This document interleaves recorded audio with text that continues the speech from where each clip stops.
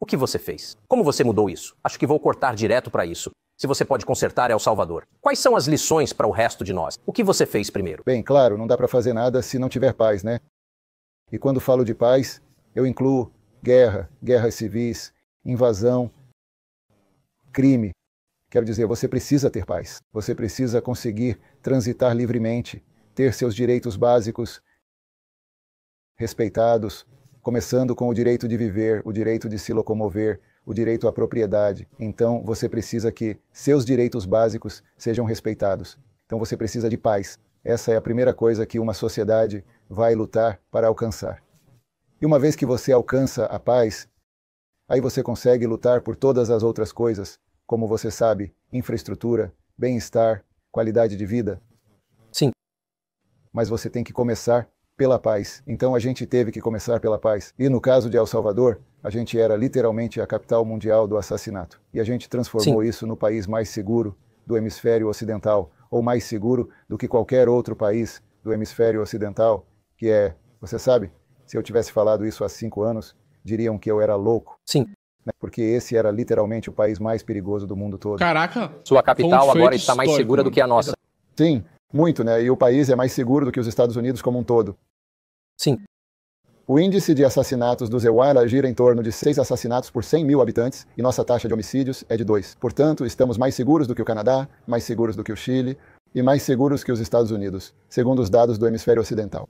Existem países do outro hemisfério que são mais seguros que El Salvador, mas não no hemisfério ocidental. Então fez isso em alguns anos? Sim, fizemos isso basicamente em 3 anos. Então só botando na ponta do lápis para nós. Qual é a fórmula? Bem, posso te contar a fórmula oficial e a real. Ok. Então, as fórmulas oficiais, a gente fez um plano. Quero dizer, fizemos um plano. Não é isso que eu quero dizer quando falo oficial. Quero dizer, é só que você sabe, essa oficial, nós fizemos um plano. A gente foi arrecadando primeiro um lugar, depois outro, e aí as gangues começaram a atacar de volta. Então, a gente tivemos que arrecadar tudo de uma vez só, assim rápido. E funcionou. Funcionou em poucas semanas. Nós, o país, fomos transformados porque as gangues ainda não foram presas, mas estavam em fuga. Então a gente basicamente, no arrecadamento do Phase 6, a gente basicamente pacificou o país em poucas semanas.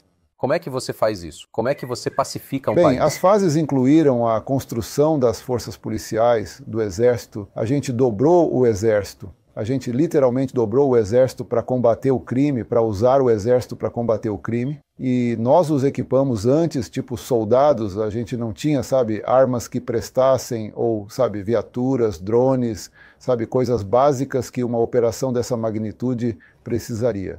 Então, sim, a gente enrolou as fases e depois a gente foi atrás deles. Beleza, então esse é o oficial, esse é o oficial. Sim, é esse o oficial. Qual é o real? É um milagre.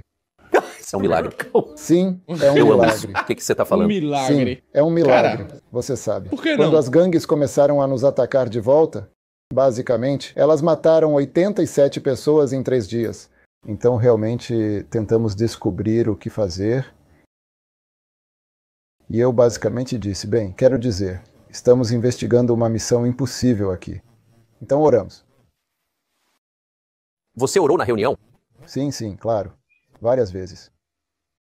Pelo que orou?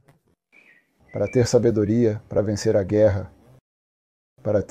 Eu pensei na época que teríamos baixas civis. Então dissemos, oramos para que as vítimas civis fossem o mínimo possível. E não tivemos nenhuma vítima civil. E todos na reunião ficaram confortáveis com isso? Sim. Todo o gabinete de segurança é de crentes. Todos eles acreditam em Deus. Somos um país laico, claro, mas todos acreditamos em Deus. A MS-13 é uma das principais gangues. E eles são satânicos também. Essa foi minha pergunta. Uma gangue satânica. São satânicos. Não. Mas espero que você explique porque se escreveu muito pouco a respeito disso no Ocidente. Literalmente, você pode me explicar? Bem, eles não começaram como uma organização satânica. A MS-13 começou em Los Angeles, nos eu creio, porque os salvadorenhos não tinham permissão para vender drogas pelas gangues mexicanas. Então eles criaram uma gangue que foi chamada de 18ª Gangue da Rua, porque eles basicamente queriam vender drogas em uma rua. Era a 18ª rua ali. Mas então as divisões começaram a se criar, eles começaram a se dividir e começaram a brigas internas. E então o MS-13 começou a superar as outras gangues. E eles começaram a exportar a organização para outras partes dos Estados Unidos. E quando Bill Clinton decidiu deportar aqueles caras, ele não disse ao nosso governo, na época, estou deportando este criminoso. Eles apenas, você sabe, os mandaram para cá. E eles vieram. Havia alguns, mas sem controle. Ao mesmo tempo, algumas leis foram aprovadas para proteger menores de idade e, claro, as gangues usaram isso para recrutar jovens de 15, 16 e 17 anos. Então, no começo, era, você sabe, uns jovens causando danos, agredindo, tentando controlar o território deles, vendendo drogas, coisas que são ruins, mas provavelmente não tão graves assim. Mas eles cresceram e começaram a controlar territórios.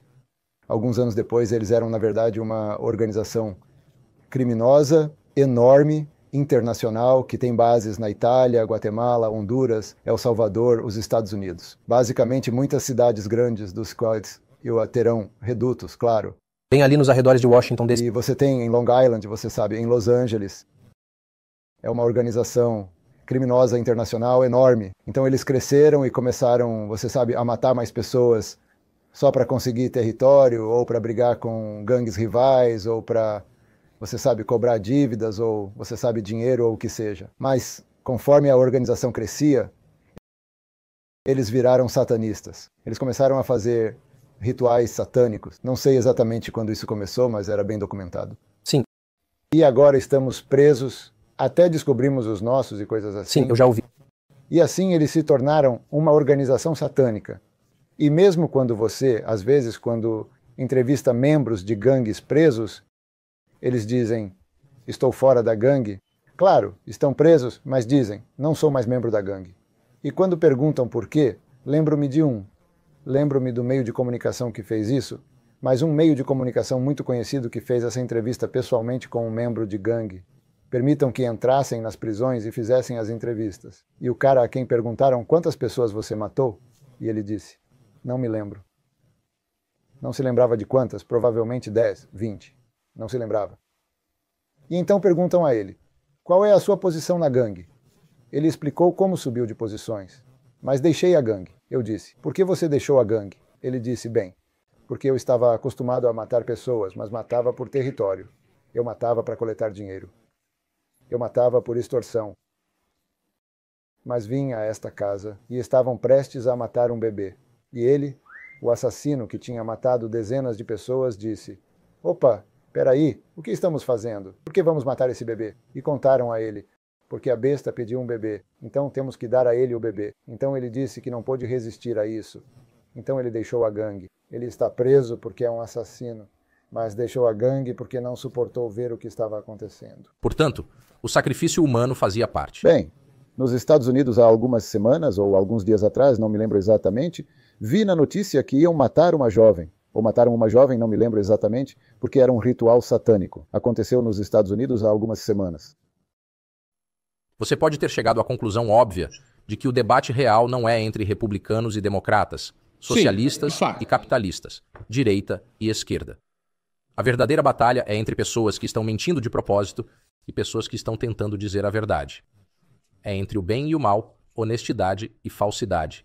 E esperamos estar do lado do primeiro. É por isso que ele criou esta rede, a Tucker Carlson Network. Convidamos você a assiná-la. Acesse tuckercarlson.com/podcast para ouvir todo o nosso arquivo. Merece um anúnciozinho. Há muitas filmagens dos bastidores do que realmente acontece neste celeiro quando apenas um iPhone está gravando. Vamos lá, galera. tuckercarlson.com/podcast.